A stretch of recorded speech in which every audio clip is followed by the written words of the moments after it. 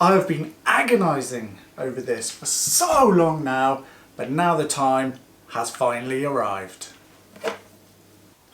I'm not messing around, I'm just cutting this thing off.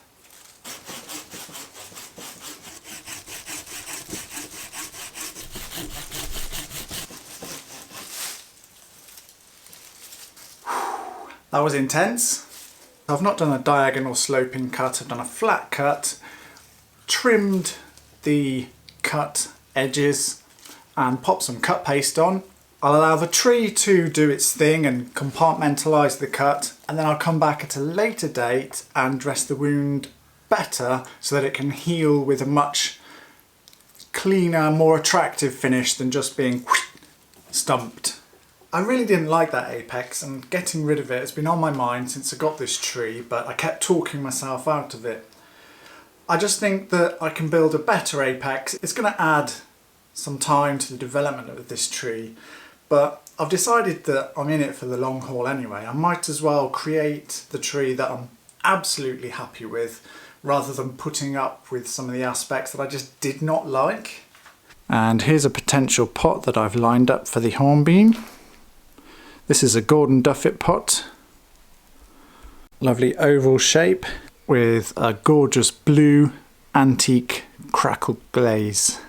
Let me know in the comments if you think this pot could work. Just hit me with a yes or a no. If you have any other ideas for pot choice for the hornbeam, let me know.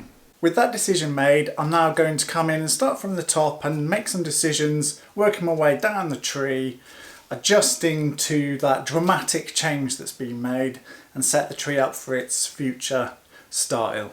One thought that I've had is to wire this piece in a more upwards direction and use that as the new apex. But actually I just don't like the way it's kind of looping in itself. I think that's going to look really weird as it thickens. And we'll just be back to a very similar configuration in the apical region that I've just chopped off. Instead, I'm going to use this much younger, whippier piece and I'll wire that up, which is coming from this junction here. That's going to look much better, I think, in the long run. Of course, that does mean another fairly significant cut here. So let's come in nice. I don't want to cut too tight to the junction. Boom.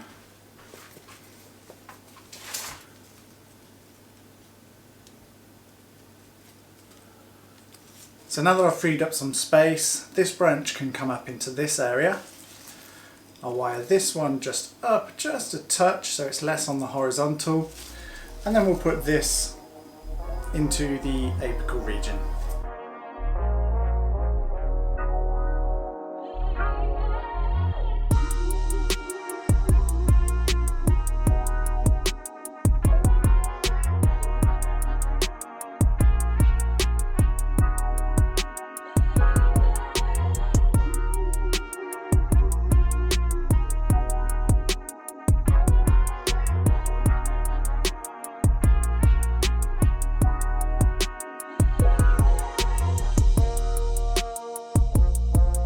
With that structural wire applied, I'm going to go ahead and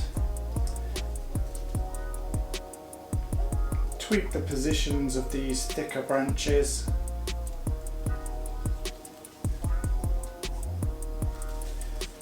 The whole time I'm watching the bark for any splitting that will be the precursor to the branch breaking. This time of the year this hornbeam is quite flexible, it's well watered.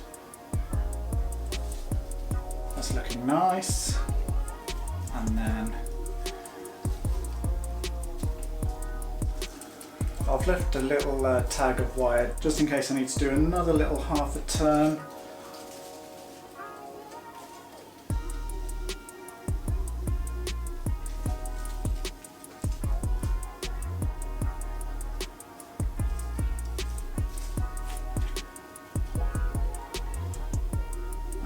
So the front's somewhere in there. Lovely. I'm going to put a bit of wire on this new apical piece then. It's a lot more tricky to do this while the tree's in leaf. The video during the winter was when it wasn't in leaf was much easier. Well, that goes without saying really.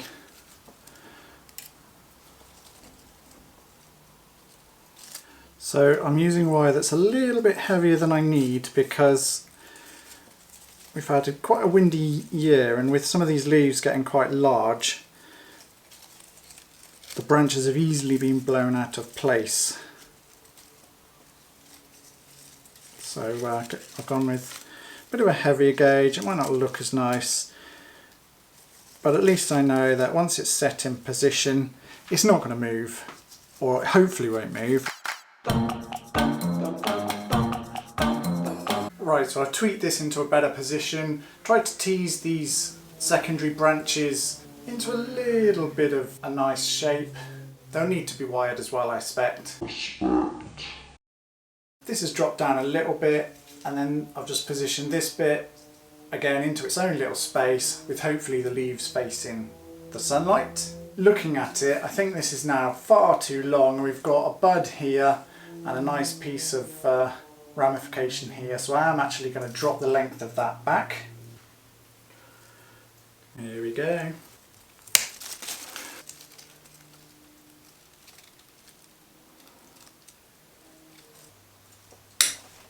Right, let's sort this branch out a little bit then. So we've got two pieces coming from the same place here. Don't need both of these little pieces, so let's get rid of one of those.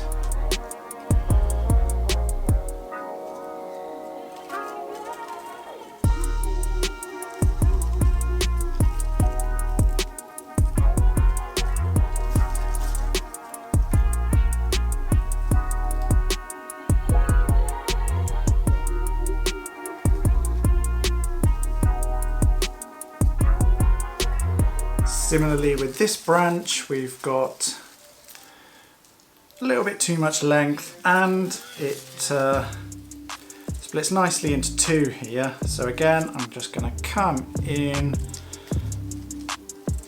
Hang on, it's a little bit fiddly. Where are we? Make a bit of space so I can get in there.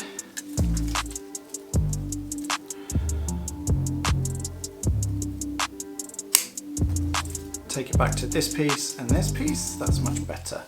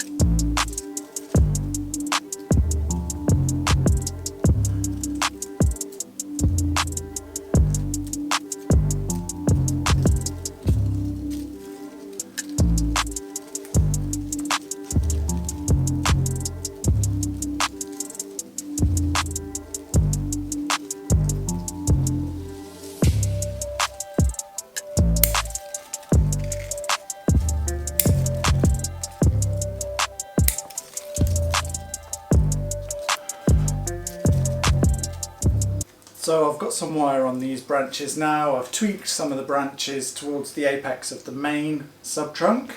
Now I'm going to tweak the position of this branch. I think we can also reduce the length of it as well. There's some nice ramification we can drop back to.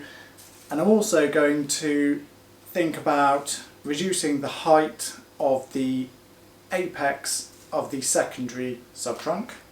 So it's this piece that I'm interested in shortening. I don't think it needs to be as tall as it is, so I'm going to find my way in and prune back to a nice couple of secondary ramification. That looks a bit better height wise. I'm just going to clean up the pieces that are left. There's a couple of stubs. There we go. So I'm going to turn my attention to this branch, but to make life easier, let's take that back. So now I'm going to reposition this branch and rotate it. I'm not going to wire it in tandem with any other branches, so I'm going to use a hook to just hook onto this piece here to stabilise the wire.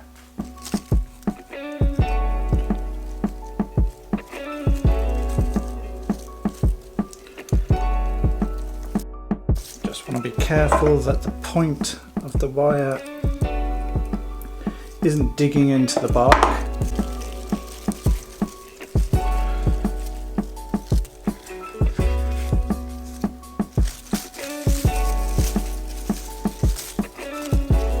Okay, that's nicely locked in place.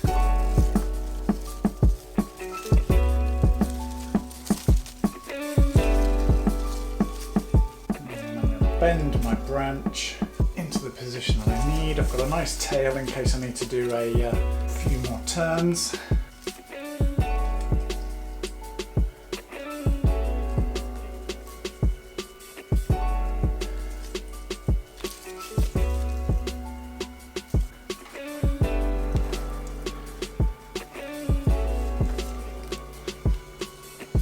Now we're starting to get closer to the image that I've got in my head.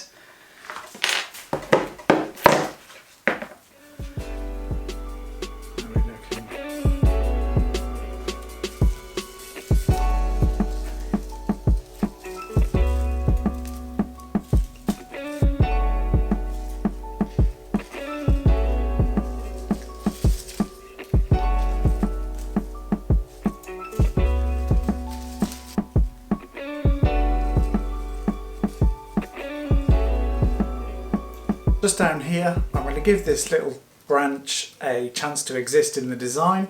We'll see how that develops in the future, but I can see that a lot of people are going to say, oh Darren, you don't want that there.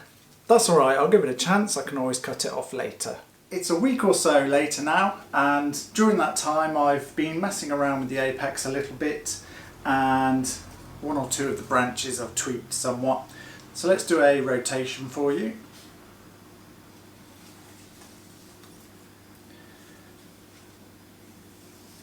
During the last week or so, with the extra light that's been penetrating and air that can get through those larger leaves that I've now removed, we've had one or two adventitious shoots develop which I might be able to use in the future, so that's brilliant news. Now I know that not everybody is going to agree with my decision to chop the top off this tree, so I just really wanted to spend a minute or so describing exactly why I've made the call to do that. Here it is then, and the first thing that jumps out at you straight away is this big old scar that's never going to heal, and it has a couple more around to this side as well, with this bridge of a live vein going over the top. It's obviously that's where it's been chopped, but I think it's been done quite badly, and it's left this 90-degree bend here, and we've also got a 90-degree bend to this branch, which then bends 90 degrees again before coming up. I don't find that particularly attractive about this apex, but further to that, from this elbow, if you like, or this armpit, we've got a branch here which is coming out. Over time I think that's going to cause a bit of an unsightly situation to develop, and then we've got another two branches here coming from the same spot. I think over time that's going to cause a big structural issue visually to develop in this area. I just think that it's never going to get any better, and I don't really think that cutting any one of these offenders off is going to help me. It's just going to make this dead area bigger, more noticeable, and I just think over time it's going to start to look worse and worse. With patience and a number of years, I think that I can build a continuation of the trunk leader, and we'll be able to create a much more natural looking hornbeam apex somewhere at this height. It won't be all the way up here. I don't particularly like the way that this branch is formed. It comes out of the trunk here and then bends off to this angle to fill this space. It just doesn't look very natural to me. I don't like the horizontalness of the way it emerges. I don't like the horizontalness of the way this emerges from that main trunk. Instead of keeping this in place and putting up with it over time, I've been decisive. I've made the choice to cut it off. We'll start it again, take the hit in terms of number of years to the tree being nice again, but by that time I'll have a much better tree. I just know it. Somewhere in this area we'll have our primary apex, and the silhouette's going to billow down to the secondary apex, and somewhere in this area we'll have less visual weight than we've got on this branch, but I think this is going to be quite an important branch for the style of the tree. This tree was my most developed tree overall, and I know that there were a few people out there that appreciated it. I also know that most people aren't going to agree with the decision I've taken there, but I genuinely believe that long term, that was the correct decision to make. It's probably going to be like 5 or 10 years until this decision really pays off. And I hope that one day you might just forgive me for doing that. In the meantime, thanks ever so much for watching, and I hope to see you next time. Take care, thanks for watching. Well, this is the first rain we've had in the UK for weeks, and there she is, sat on her chimney pot, enjoying the rain there.